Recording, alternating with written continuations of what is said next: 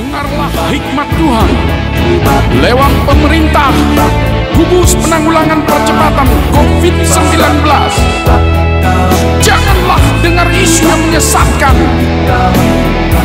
Bantulah tim medis dengan alat pelindung diri. Vaksinasi masuk ke ruangan vaksinasi. Hai sobat-sobat saya yang saya cintai bersama,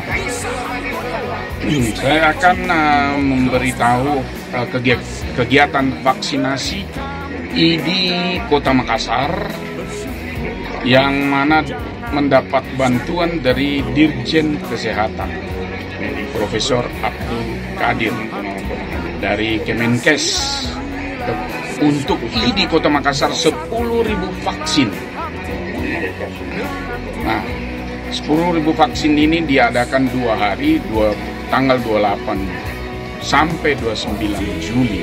Ada 4 lokasi, yaitu di Geraha ini, di mana di depannya ada apartemen Royal, halamannya besar. Kemudian dari Kala, ya, grup mensponsori tenda besar, 2 tenda besar, ada air conditionnya yang sejuk di dalam tenda tersebut. Terima kasih untuk Pak Haji Kala. Ada 4 tempat. Tempat kedua di Marimall Makassar, kemudian Nipa Mall, kemudian Masjid Al-Markas. Masing-masing mendapatkan 2.500 vaksin. Per hari dilakukan 1.250, jadi total 2.500 per titik. Demikian. Jadi luar biasa antusiasme masyarakat. Tentu semakin sedikit orang yang tidak percaya. Nah, karena terlihat antusiasme daripada masyarakat itu sendiri.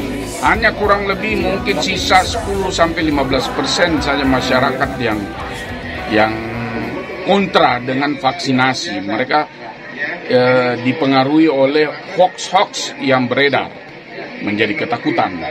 Tapi tidak apa-apa, mudah-mudahan ini akan berlalu begitu saja. Dan kita yakini bahwa WHO yang harus paling kita percaya dan membentuk herd immunity seluruh penduduk dunia. Ya, kalau seluruh penduduk dunia apabila sudah vaksinasi 70-80%, maka herd immunity itu sudah terbentuk dan kita pada akhirnya harus hidup berdampingan dengan virus corona sebagaimana virus Spanyol pada tahun 1918. Demikian. Ya, kita harus percaya itu semua, dan nanti pada akhirnya kita akan kena virus corona dan tidak berat lagi, kayak flu-flu biasa saja. Nah, mungkin perkiraan ini mungkin setahun atau paling lama 2 tahun lah. Tapi kita harus kejar secepat kilat agar supaya bangsa Indonesia, rakyatnya itu 70-80% sudah tervaksinasi dan terbentuk herd immunity. Baik, terima kasih.